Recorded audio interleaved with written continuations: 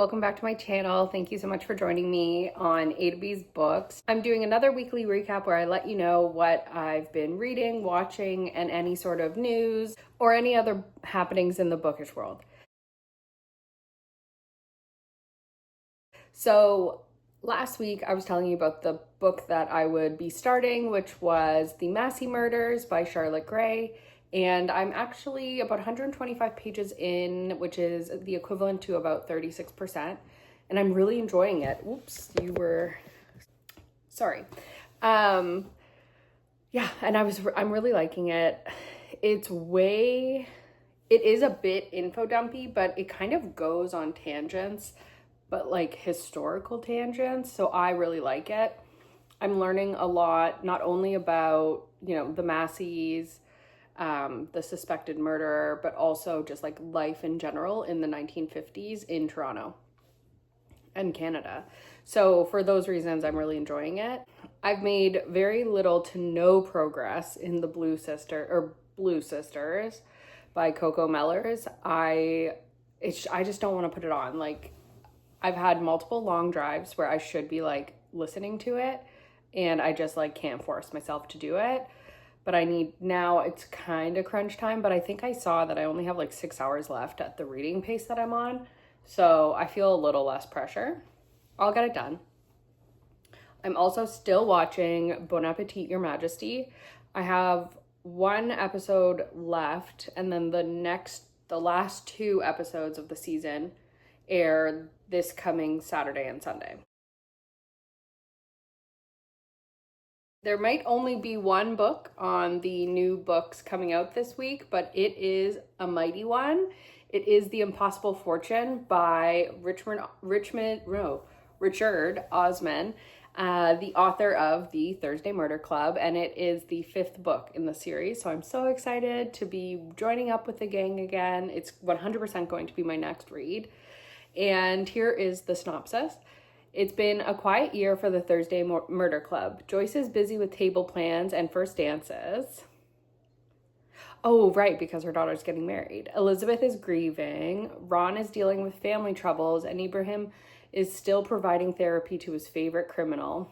But when Elizabeth meets a wedding guest who's in trouble, kidnap and death are hot on their heels once more. A villain wants access to an uncrackable code and will stop at nothing to get it. Plunge back into action once more. Can the gang solve the puzzle and a murder in time? I cannot wait. I'm so excited. So that comes out on September 25th, which is, today's the 22nd, so 23 Tuesday, which is Thursday. So since that book is coming out, it also leads into what's next on my TBR for this week. I will continue to be reading The Blue Sisters and The Massey Murders, and I will probably also add this 5th Thursday Murder Club. I am able to read multiple books at one time, so I think, especially because all 3 will be in different formats, it'll make it easy for me to kind of have different times where those are applicable for me to be reading, if that makes sense. So yeah, next on my TBR will be that Thursday Murder Book Club. No, it's not a book club. It's just a club.